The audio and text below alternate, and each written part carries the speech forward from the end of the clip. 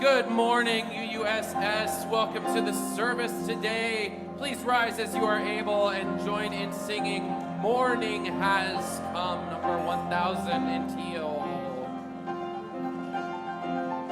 Morning has come, arise and greet the day. Dance with joy and sing a song of gladness.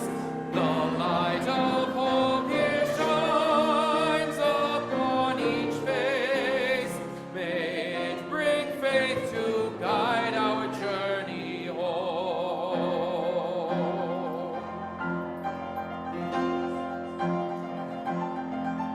A new day dawns, once more the gift is dim. Wonder fills this moment shared together.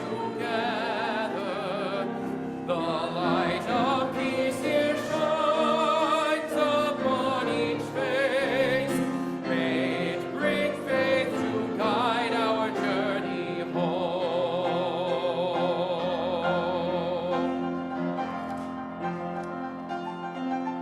Open our eyes to see that life abounds. Open hearts to welcome it among us. The light of love here shines upon each face. May it bring faith to guide our journey home.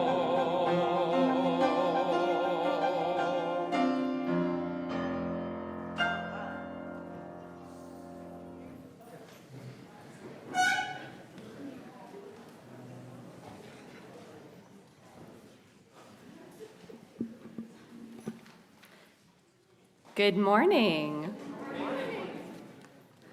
I am Courtney O'Neil, your Worship Associate for the day. Welcome to our Sunday service. If you're here in person or participating online, we are so glad to be with you. Reverend Lucy is preaching, and her topic is "The Body is Not an Apology." The mission of our congregation says, we come together to deepen our lives and to be a force for healing in the world. Toward this end, we honor the Nisenan, Southern Maidu, and Miwok peoples for their enduring commitment to steward this land where UUSS exists. We recognize that they have never ceded, left, nor ceased to care for this place. For those on Zoom, if you'd like to follow what's happening today with an order of service, you can click the link in the chat box. Our weekly message comes out on email every Friday with announcements and a note from a minister. You can find it on our website. Our Blue Sheet weekly announcements will give you all of the info you need about what's happening this week and what's coming up. You can find them on the back table and online with a link in the chat box for those on Zoom. After today's service, we have 12 minutes of conversation in Zoom breakout rooms for those participating from home. Here on campus, you can check out the connections table inside and enjoy coffee, tea, and conversation. Reverend Roger is on vacation this week, but he will return on Sunday to lead our annual flower communion. If you have flowers from your garden, please bring them to share next week. Save the date, November 4th, for our 2023 UUSS Fall Auction, our largest fundraiser of the year. Are we excited? As we get started in the planning process, the auction team is looking for your ideas on a theme for this year. Get your creative juices flowing and email a theme, title, and/or a logo idea to auction@uuss.org before May 28th with theme proposal in the subject line. The committee will select finalists that will be displayed anonymously and set up for voting during coffee hour after the June 4th service. The winner will receive a free dinner ticket to the auction. Get inspired and go for your 15 minutes of fame. I'm excited. There are big changes in the works for the principles of the UUA. Reverend Lucy preached on this a couple of weeks ago. Today and next Sunday, after the service, there will be a workshop in room 6 to learn about the new language that will be voted on this summer at General Assembly. Today, we open registration for the UUSS All Ages Camp. Really? Yes! And how many years? It's been 3 years, hasn't it? It's been a few years. We haven't done it. So I'm very excited about that, almost as much as I am about the auction. This is a community favorite, the All Ages Camp, on the weekend of June 9th through 11th. It's a wonderful opportunity to spend time together outdoors, playing, hiking, crafting, singing, and relaxing, and of course, eating. Hosted at beautiful Camp Norga in Alta, California, just 1 hour's drive from Sacramento. Cabins, dorms, tents, and RV sites are available, or just come for the day. Enjoy cherished Saturday shared potluck dinner, Saturday evening campfire singing and s'mores, Sunday pancake breakfasts, and outdoor worship together. Register after the service today and all month on the patio. See Jed or Alicia for more information. Now is the time to turn your cell phone to silent mode so that we can all experience the service without any distractions. And please enjoy some music for centering. If you have a joy or a sorrow that you would like Reverend Lucy to share during the prayer, now would be a good time to light a candle and leave your message on a card over at the candle table. Thank you.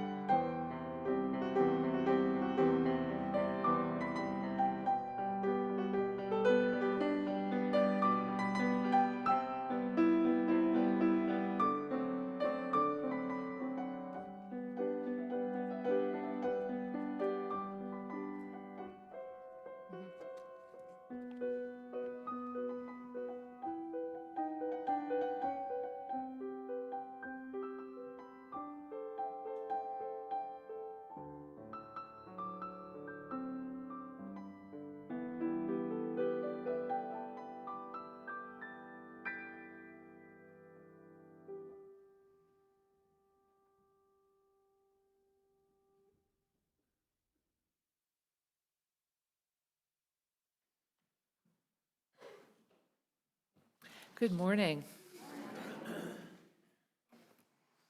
Jack O'Neil is our chalice lighter this morning. Come on up, Jack. Where are you? Here he comes. Our chalice lighting reading comes from Norman Naylor. Please don't leave your cares at the door. Do not leave there your pain, your sorrow, or your joys. Bring them into this place of acceptance and forgiveness. Place them on the common altar of life and offer them to the possibility of your worship. Come then and offer yourself to potential transformation by the creative process that flows through you and all life. Let this chalice light shine with the fullness of life.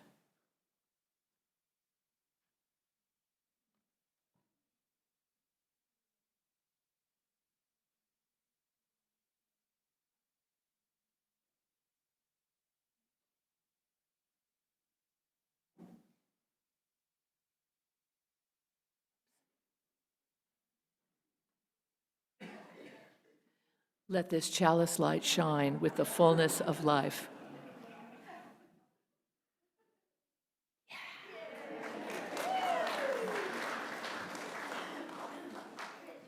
And as we light the chalice here, we call forward kids and all who are guiding them in their continued service over yonder as we sing your song.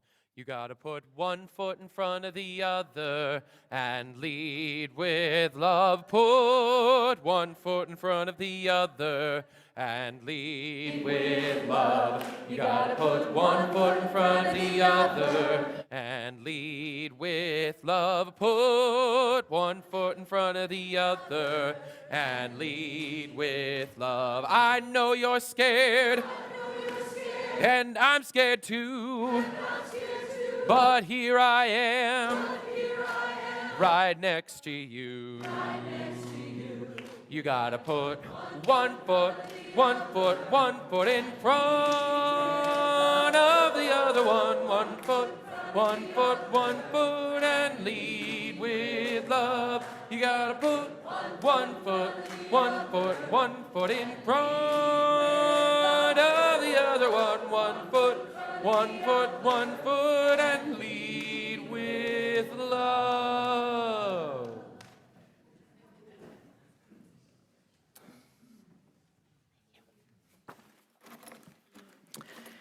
Oh, let's take a deep breath together and let it out with a sigh. It is good to be together this morning. One of the things that makes our community strong is coming together to share our celebrations and our sorrows. We hold in our hearts this morning all those who are suffering, all those of need in love and comfort, and those in need of the strength of this community. And we celebrate with those whose lives are whole and well. The celebration of life for Frankie Crawford will be held May 20th at 10:30 here at UUSS, and all are welcome. It will also be on Zoom. I want to share the joys and sorrows that have been brought to me this morning. Maya Beatty and Hallie Kasai share with us that Maya's dad, Dwight Beatty, passed away at home on Wednesday, surrounded by his family. Michelle Pascoe has requested prayers or loving thoughts for her dear and brave first cousin, Andrea, who is suffering from scleroderma.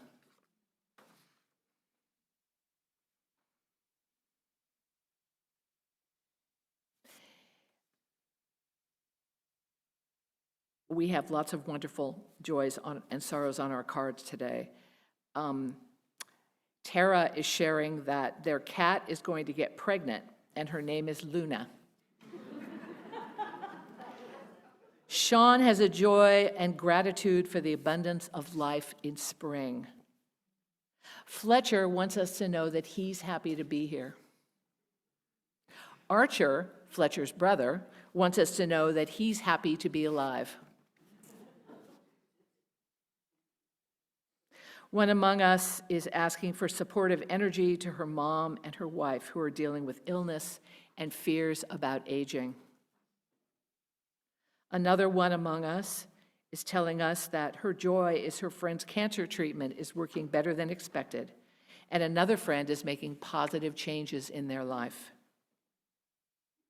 Another one among us is remembering Dan O'Neil this morning and sending love to Meg O'Neil and their family. Celia is sharing that their back pain is almost completely healed, and that they look forward to singing with Chanteuse today. Charlie wants to share a joy of playing Monopoly with his family. Jack wants to share his joy for peace. Annabelle would like us to know that she's having a play date with her best friend, and it is awesome. Annette is sharing the sorrow of thinking of her mother's anniversary of transitioning on May 28th and missing her on Mother's Day, but blessed for her life and mine, Annette says.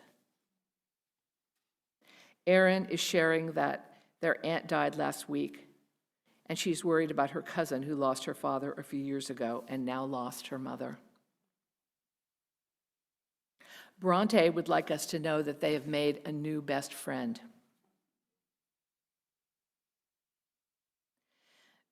Betty is sharing her sorrow and grief over many losses in her life and asking us to pray for her recovery. Bridget is sharing with us that she gets to have a sleepover with her best friend. And Rosella wants us to know that they have a cat. So much joy and sorrow right here in these cards. But we also know that there are many among us that have joys or sorrows that are left unsaid. We also know that beyond these walls, there are joys and sorrows too numerous to take in. Suffering of individuals and communities due to war, gun violence, other atrocities in our world. We also know that all around the world, there are people feeling joy and love, celebrating and rejoicing. The challenge of this life is to live with this awareness of all the joys and all the sorrows, to live truly and fully without being overcome. And one of the ways that we can have a spiritual practice that helps us when we feel overwhelmed by everything that's going on is a prayer that we're going to do this morning in the form of a communal hum. Humming is a wonderful way for the body to relax and to heal. We're going to explore some things this morning that might make you feel a little uncomfortable, and so I'm offering you a spiritual practice to help you with that discomfort. Singing and humming is part of the African American tradition, and it's been used for centuries as a way to process and heal from trauma.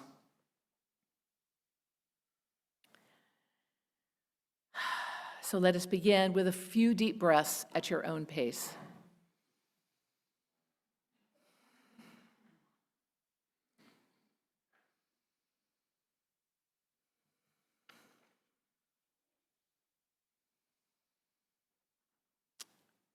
Relax your body, and if you're comfortable doing so, you may close your eyes.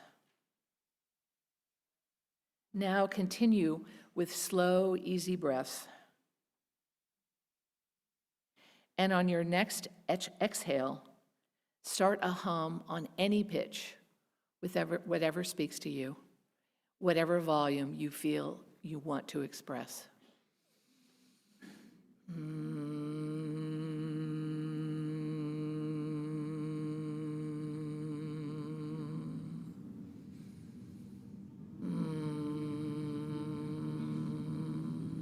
Let your breath tell you when to exhale and when to hum.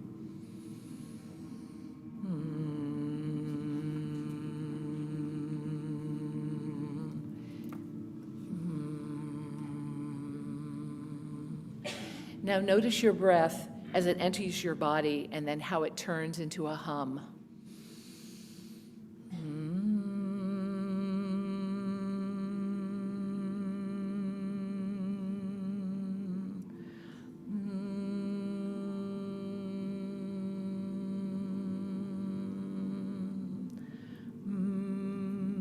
Feel free to change your pitch and notice where you feel the hum in your body.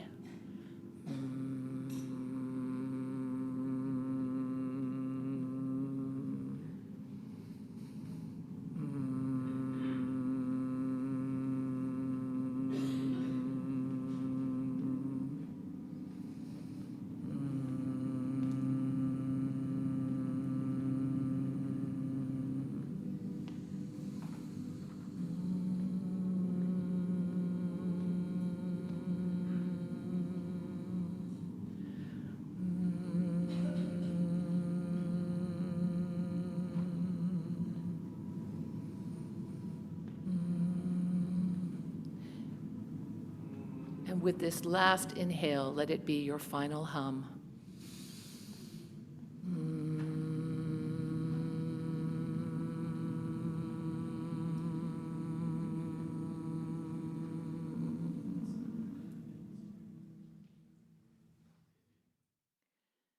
Let's take a moment in silence to let that humming experience sink into our bodies.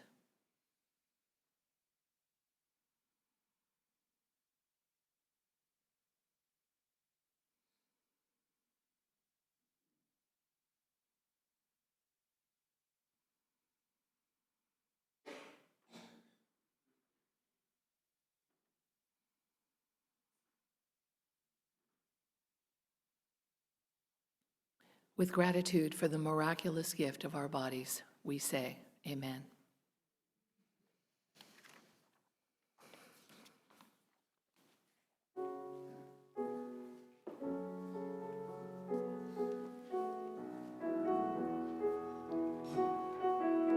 Please join in 1053, How Could Anyone?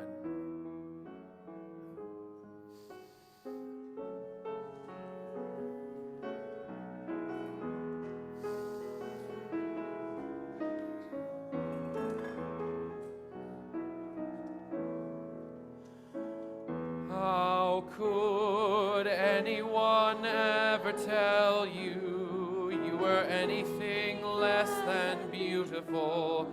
How could anyone ever tell you you were less than whole? How could anyone ever notice that your loving is a miracle? How deeply you're connected to my soul.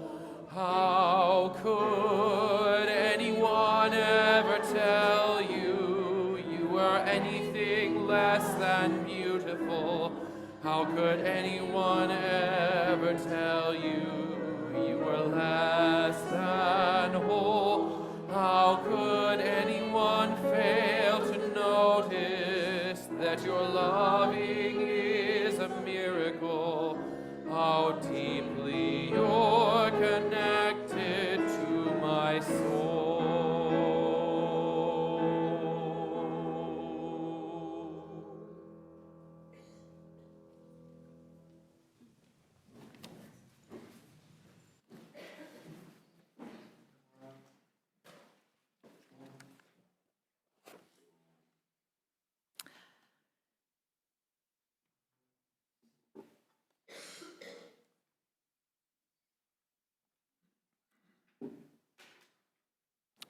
On the first Sunday in May for the last 8 years, I have preached on a topic related to the body.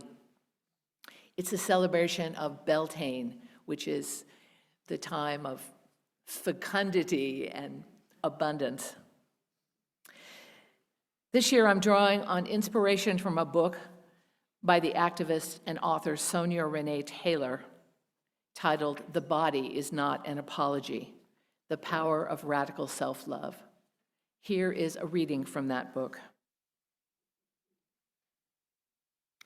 Living in a female body, a black body, an aging body, a fat body, a body with mental illness or physical disability, is to awaken daily to a planet that expects a certain set of apologies to already live on our tongues. There is a level of not enough or too much sewn into the strands of difference. There are minuscule daily ways each of us will be asked to apologize for our bodies, no matter how normal they appear. For decades, I spread out before the world a buffet of apologies. I apologize for laughing too loudly, being too big, too dark, flamboyant, outspoken, analytical. I watched countless others roll out similar scrolls of contrition. We apologize for our weight, our race, our sexual orientation, our disability. We were told there was a right way to have a body, and our apologies reflected our indoctrination into that belief. We believed that there was indeed a way in which our bodies were wrong. Not only have we been trying to change our wrong bodies, but we have also continued to apologize for the presumed discomfort that our bodies rouse in others. We found our heads bowed in shame, certain that our too fat, too dark, too muchness was the offense. However, not only are we constantly atoning, we have demanded our fair share of apologies from others as well. We too have snickered at the fat body at the beach, shamed the transgendered body at the grocery store, pitied the disabled body while clothes shopping, maligning the aging body. We have demanded the apology from other bodies. We have ranked our bodies against the bodies of others, deciding they were greater or lesser than our own, based on the prejudices and biases that we inherited. For decades in our own lives and for centuries in civilization, we have been taught to judge and shame our bodies, and to consequently judge and shame others. Getting to our inherent state of radical self-love means peeling away these ancient, toxic messages about our bodies. It is like returning the world's ugliest shame sweater back to the store where it was purchased and coming out wearing nothing but a birthday suit of radical self-love.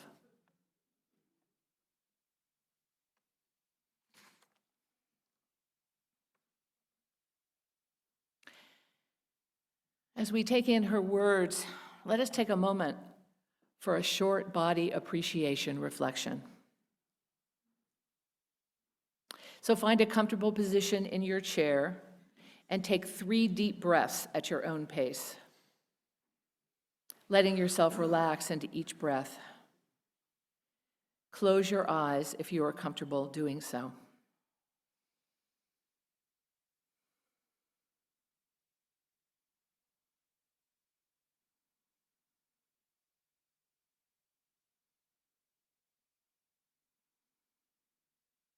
To connect with your body during this exercise, if you choose, you may place your hand on your heart and connect with a place of warmth and kindness.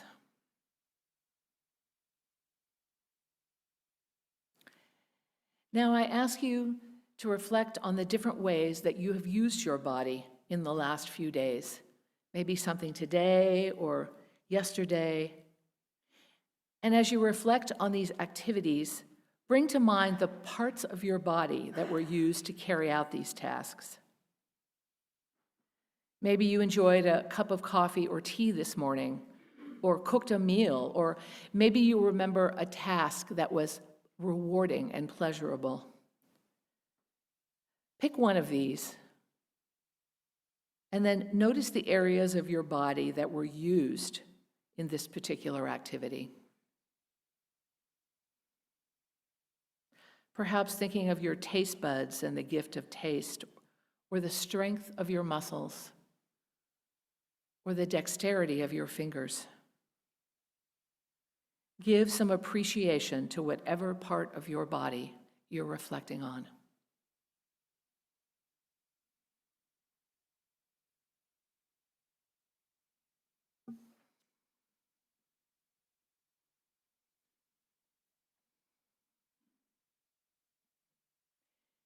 Now expand your appreciation to your body in general. All the various components of your body that work together to support you and your life. See if you can let go of any judgments or stories that you may be holding. Just appreciate your body for all that it is and all that it does.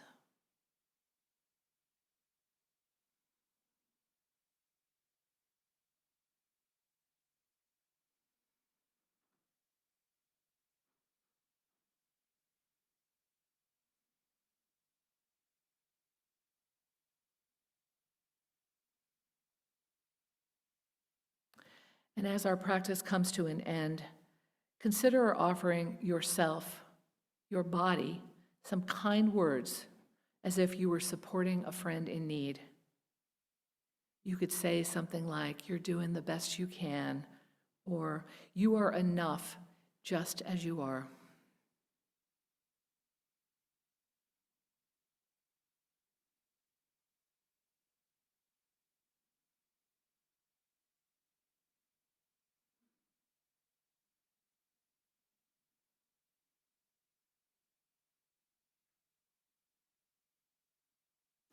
Now taking another deep breath, slowly come back into the room and open your eyes.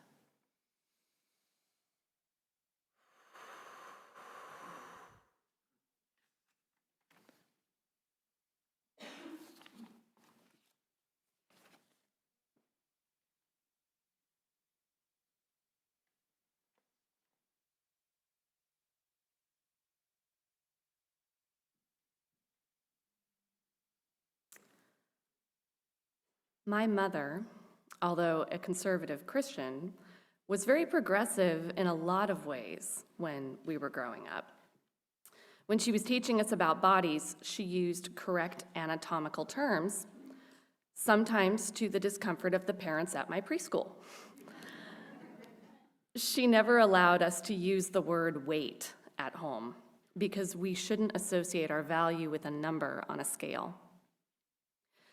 My mom worked hard to protect us from internalizing shame about ourselves and about our bodies, but I also know that some of that shame was still able to find me, despite her best efforts. One summer, I was 12 years old and I was swimming at the community pool. After a game of sharks and minnows, someone pulled me aside and told me to be careful because one of the boys there was watching my body when I jumped into the pool because of the swimsuit I was wearing. I wore a baggy t-shirt while swimming for the rest of that summer. A couple of years later, when I was a teen, I was told I needed to be quieter when I was in group settings. I was told that I was too loud, too attention-seeking, that I sucked all the air out of the room.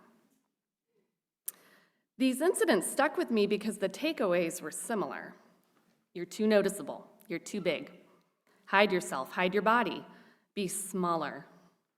And to this day, there is still impact. I police myself during conversations. Am I talking too much? Am I dominating the conversation? Am I focusing too much on myself? Have I asked enough about the other person? And it's good to be mindful of these things, of course.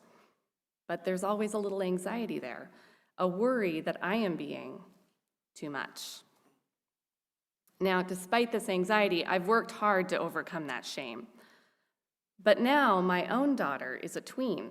She's close to the same age I was when I had these experiences. And now I find myself, like my mother, working to protect her from those feelings of shame about her body and about herself. I also find that in doing so, my own feelings are not quite as resolved as I would have hoped. It comes up in unexpected ways. One day, I heard Rebecca giggling with a friend, exclaiming, "Look at our chonk," while pinching their arms and their stomachs. And I almost rushed in and began to lecture them that we don't discuss weight in our house, and besides, all bodies are beautiful. And I realized they already thought their bodies were beautiful. They weren't apologizing, they were celebrating. Now, those of you who know Rebecca know that she is boisterous, loud, and opinionated. In group settings, when I hear her voice rising above all of the others, I sometimes have to suppress the urge to shush her. I've actually thought to myself, she's too loud, she's too attention-seeking. And then I remember she has a right to speak. She has a voice that she can and should use. And my trauma is not her reality. My daughter's my joy and my challenge. I'm challenged to think about what makes me uncomfortable in this stage of raising her. And in sitting with that discomfort, I know that I'm still working to get to a place where she already is, where I'm not worried about being too much, where I can celebrate my whole self. I'm not totally there yet, but I am overjoyed by how far ahead of me Rebecca is.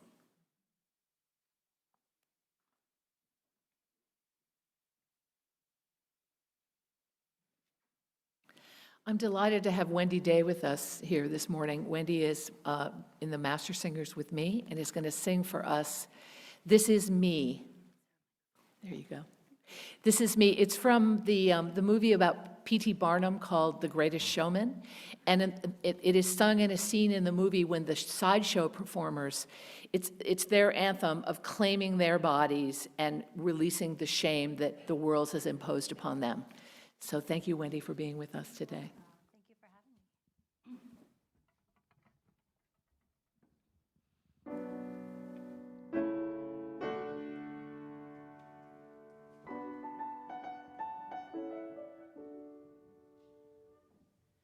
I am not a stranger to the dark. Hide away, they say, we don't want your broken parts. I've learned to be ashamed of all my scars. Run away, they say, no one will love you as you are. But I won't let them break me down to dust. I know that there's a place for us, for we are glorious. When the sharpest words want to cut me down, I'm gonna send a flood, gonna drown them out. I am brave, I am bruised, I am who I'm meant to be. This is me, look out, 'cause here I come. And I'm marching on to the beat I drum. I'm not scared to be seen, I make no apologies. This is me, oh,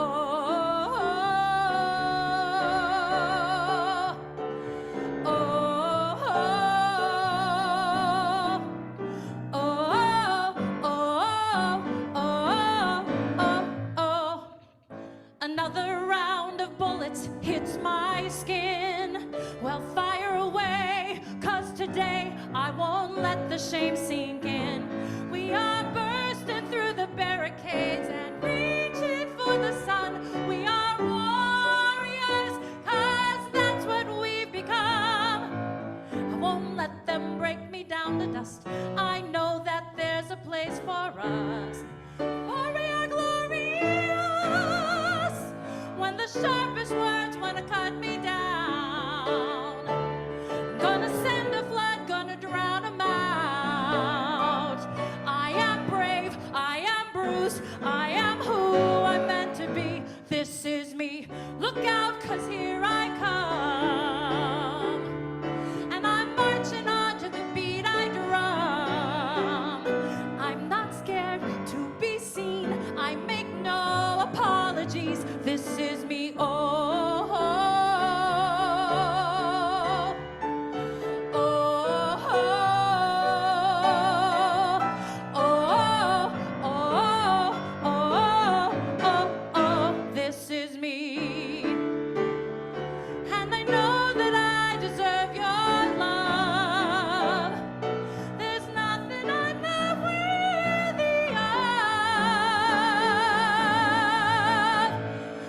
the sharpest words wanna cut me down. I'm gonna send a flood, gonna drown 'em out. This is brave, this is bruised, this is who I'm meant to be, this is me. Look out, 'cause here I come, and I'm marching on to the beat I drum. I'm not scared to be seen, I make no apologies. Whenever the words wanna cut me down, I send a flood to drown them out. Oh, oh, oh, oh, oh, this is me.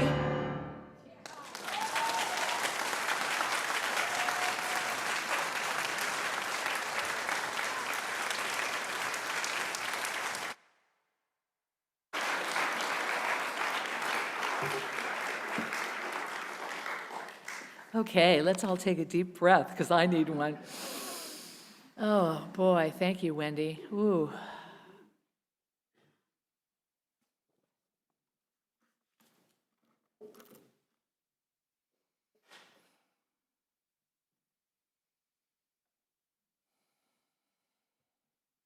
Excuse me, I have to stretch.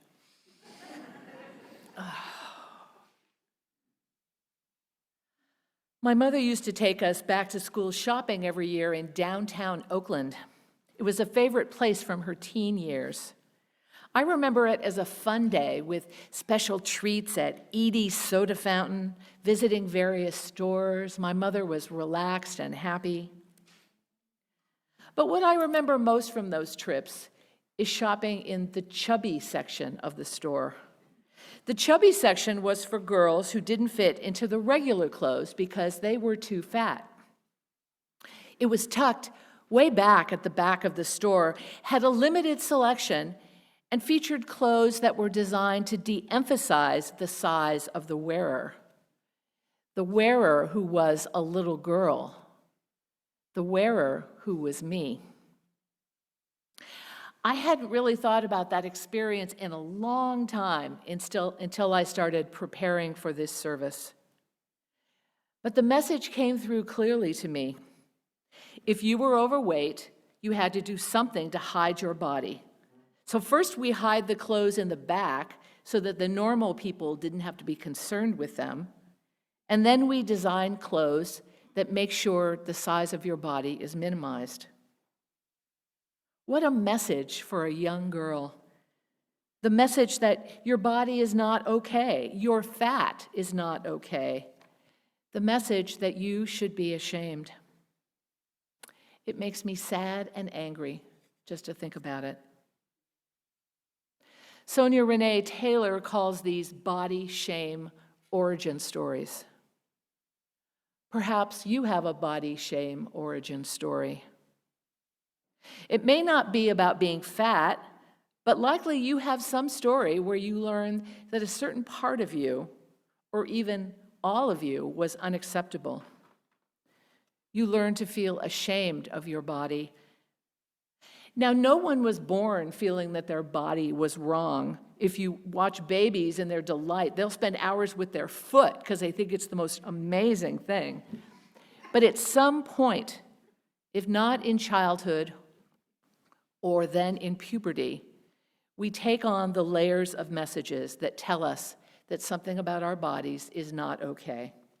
The shape, the color, the size. Sonya Renee Taylor describes these layers of shame we wear as an ugly shame sweater.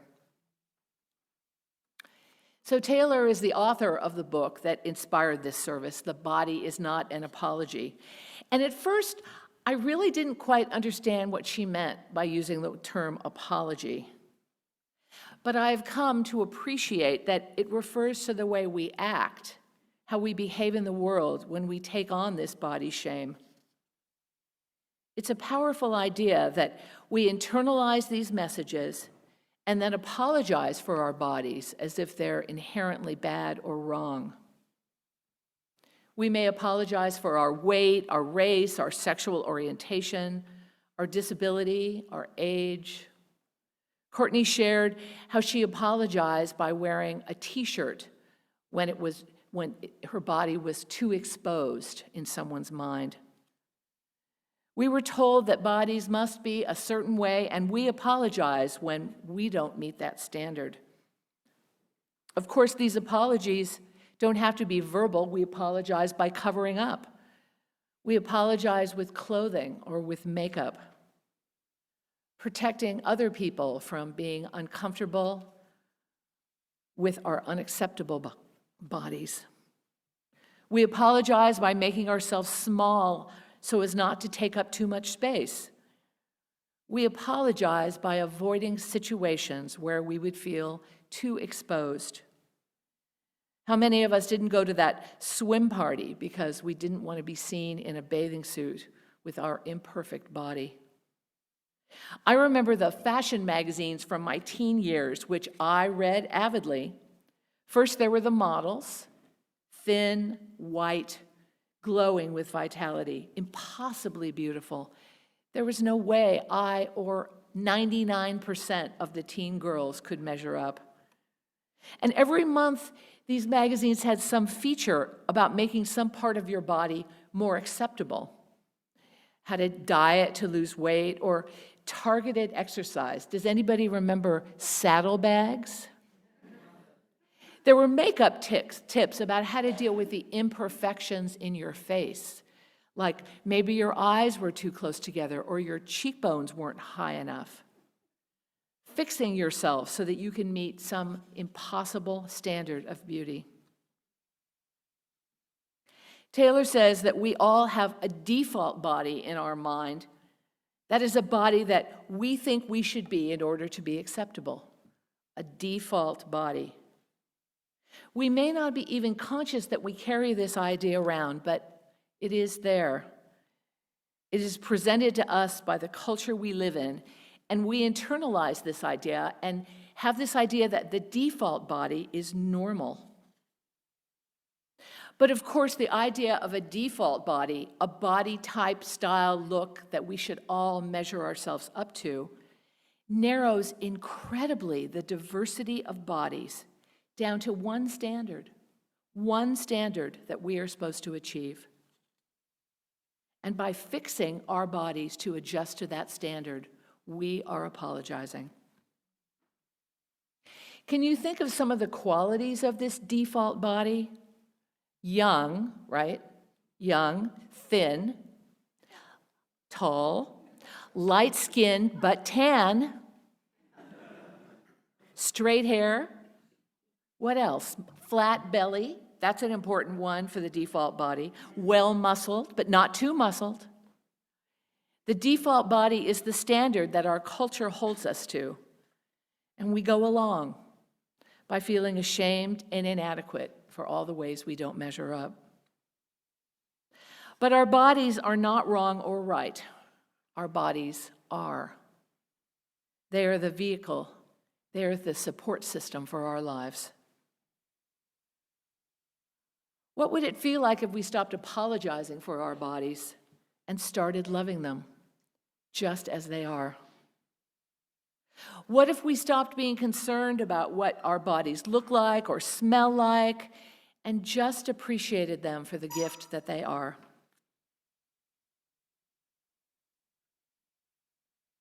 In our meditation, we took a moment to think about our bodies with appreciation. This should be an everyday practice so that you can remember that your body is not a tool.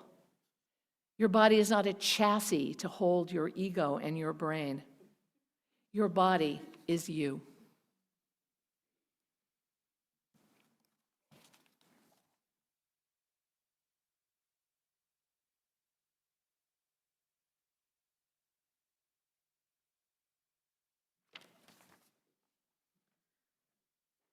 Generosity is a spiritual practice.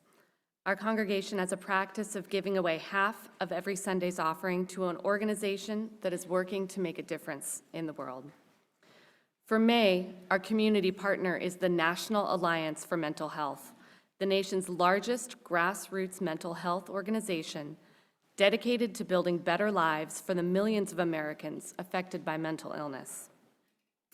What started as a group of families gathered around a kitchen table in 1979 has blossomed into the nation's leading voice on mental health. Today, they are an alliance of more than 600 local affiliates who work in your community to raise awareness and provide support and education that was not previously available to those in need.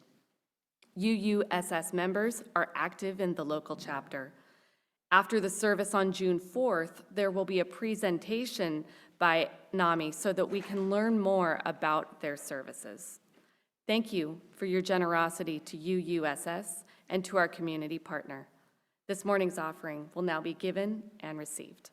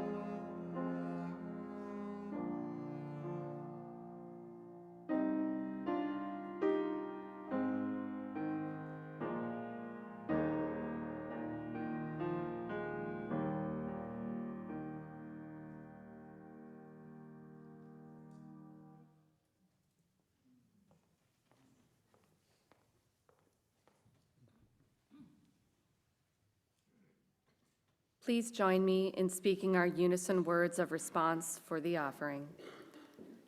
May generosity bless our world, and may gratitude nourish our spirits.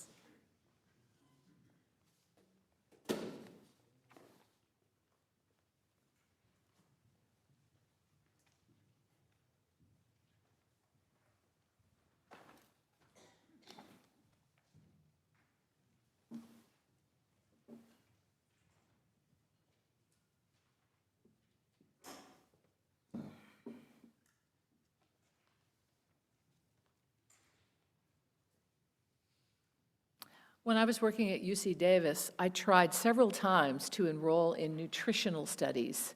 where you would eat something and they would test you. And I thought it would be really fun, and I wanted to help out with the scientific experiments. So the way it works is you call a number and leave a message and sign up, and then someone calls you back with some intake questions to see if you fit the requirements of the study. The first time I tried, I was told that I was too old for the study that they currently had. Well, okay, they have certain parameters they're looking for. The second time I signed up for a study of perimenopausal women. Okay, that's me, I won't be too old. Nope, this time I was too fat for the study. This is getting funny, I thought. My next try to get into a study, I was both too old and too fat. So I gave up. Now, I actually think this is a funny story. I tell it as a funny story, and I've told it many times because I think it's a funny story. But I would get a very interesting response from people when I would tell them about being rejected from the study because I was too fat. They would get very upset, and they would say, "You are not fat, you're wonderful." Huh. They would offer strenuous counterpoints to the idea that someone would call me fat. And I would say, it's really okay because I am fat. This would just increase their distress significantly. So what is going on here? Apparently they thought that being fat was a terrible thing, and it didn't fit with their idea of who I was. They thought that a person who was fat was somehow diminished in character. Apparently, you can't be wonderful and be fat. But we all know what's going on here. Whether conscious or unconsciously, we project all sorts of negative ideas onto fat people. Lazy, undisciplined, no self-respect. I'm sure you can think of more. Our medical system does this as well. Fat people are blamed for their own illnesses. They're not given adequate pain medication or testing. Some doctors will not do hip or knee replacements on fat people until they lose a significant amount of weight, essentially punishing them for being fat. So why are we so agitated by someone's fat? Why do we need to punish somebody who is different from what we consider to be the default body? People that are different from the perceived standard, whether fat, differently gendered, differently able, they make people uncomfortable. And one of the most significant points that Taylor makes in her book is that this discomfort comes from our own internalized shame about our own bodies, and we project that shame onto others. When bodies make us uncomfortable and we don't have the maturity to manage our discomfort, we must make those bodies wrong. We act out of this discomfort in a lot of ways, maybe some you're familiar with: judging, shaming, shunning. These are common ways, techniques often learned in junior high school. Pitying is another common way of dealing with your discomfort, and othering. But the most aggressive way to manage your own discomfort at someone's body difference is body policing. This means enforcing our own ideas of how someone's body should be through our words and actions. Body policing is a mother who controls the types of food that her child could eat in order to lose weight, or the person who asks the intrusive questions to enforce their ideas on how bodies should be. Or my personal favorite, the kindly intrusive advice giver. If only you did what I tell you, your body would be acceptable. Recently, there was an advice column in the I love advice columns, so I bring them into my sermons a lot. Recently, there was a letter in an advice column from a woman who was very upset that the younger women in her office were not wearing bras and their nipples could be seen through their clothes. She wanted advice on how to enforce a dress code that no nipples be present in the office. Clearly, by her words, she was extremely distressed. The columnist, to her credit, pointed out that this really was a generational issue, and that the complainer was not responsible for the office dress code. And if the dress code did not require covered nipples, she could go to her manager and explain the change that she thought was important. But really, the problem was that the nipples made her uncomfortable. Nipples are. The woman wanted the women to police their bodies in a way that those of us of a certain age are very familiar. Don't let your slip show.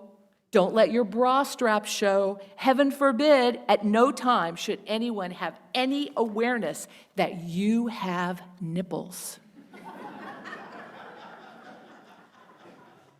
We police ourselves and the bodies of others because we have been indoctrinated into a larger system of oppression. A system, like most of the systems of oppression are, was created because of profit, control, and power for the status quo. Capitalism requires profit, so it's necessary to make us feel like there's something wrong with us, so that needs to be fixed in order to sell things to us. You know this. Advertising convinces us that we have a problem that their product will fix.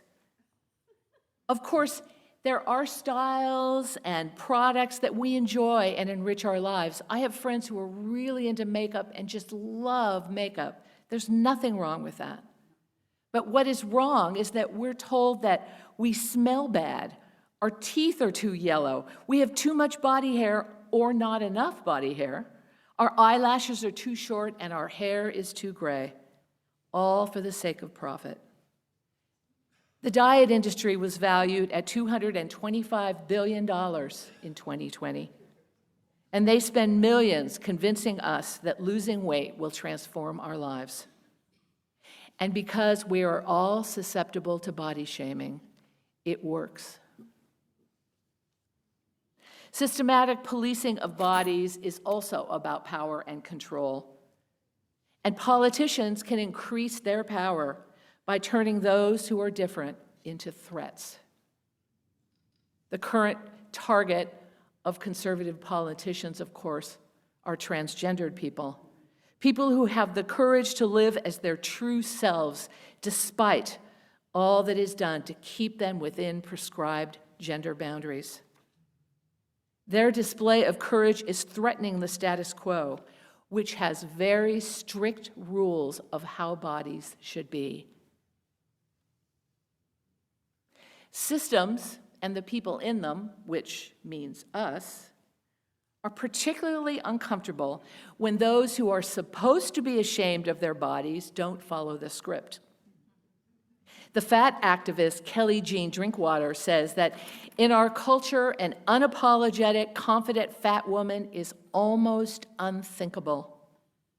But she says, I get to be who I am and be proud. I even choose to flourish.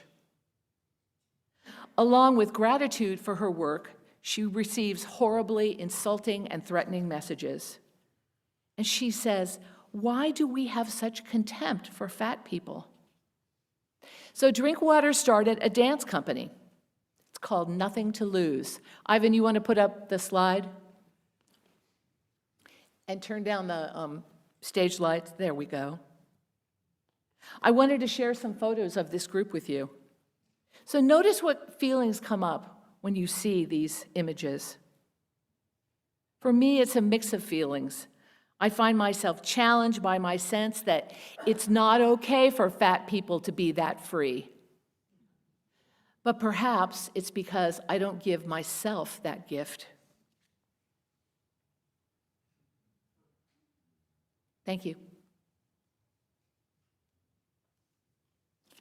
Body shame, power, profit systemic oppression, if you feel a bit conflicted and overwhelmed, that's okay.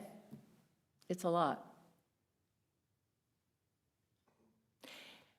Sonya Renee Taylor offers a clear way to approach these challenges. Really simple and beautiful. She calls them the 3 pieces, P-E-A-C-E, 3 forms of peace. Make peace with not understanding, make peace with difference, and make peace with your body. For make peace with not understanding, she says, when you see a body or bodies that are challenging and hard for you to relate to, teach yourself to make peace with not understanding. This is a really helpful skill in life when we come across things that make us uncomfortable. Not everything you see will make sense to you. Don't move to judgment or criticism. Just stay with your discomfort. Maybe do a little humming. Understanding is not necessary to respect someone. Make peace with difference. The late poet and activist Audre Lorde said, "It is not our differences that divide us. It is our inability to recognize, accept, and celebrate these differences." Humans are amazing in our diversity. By your actions and attitudes, don't shrink everyone into the default body. And finally, make peace with your own body. What would it feel like if we stopped apologizing for our bodies and stopped thinking about the ways that our bodies are inadequate? What would it feel like if we appreciated and celebrated our bodies for the gifts that they are? How would that change our lives? If everyone did it, how would that change our world?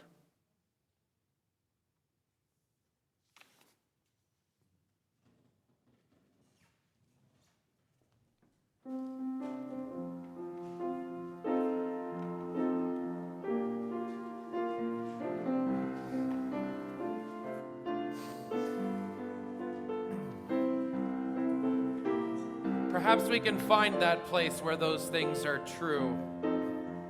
So come and go with me, 10:18.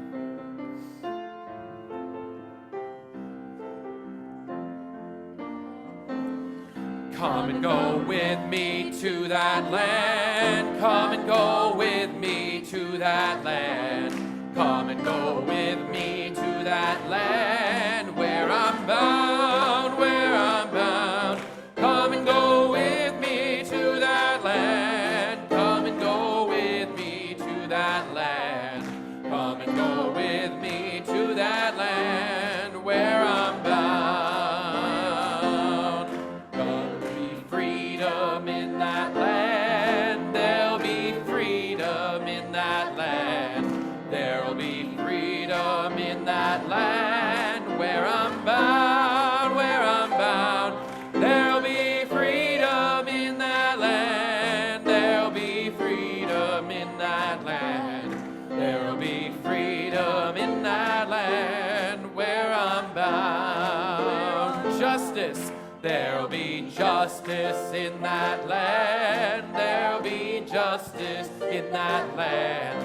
There'll be justice in that land where I'm bound. There'll be justice in that land. There'll be justice in that land. There'll be justice in that land where I'm bound. Singing. There'll be singing in that land. There'll be singing in that land. There'll be singing in that land where I'm bound, where I'm bound. There'll be singing in that land. There'll be singing in that land. There'll be singing in that land where I'm bound, where I'm. Come and go with me. Come and go with me to that land. Come and go with me to that land. Come and go with me to that land where I'm bound, where I'm bound. Come and go with me to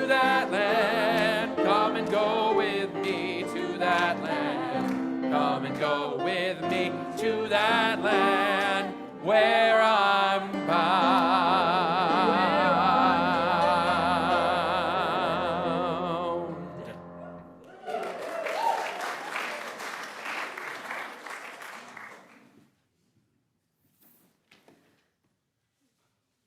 Please join me in speaking our words to extinguish the chalice. We extinguish this flame, but we carry the light, love, and commitment of this gathering into the days to come.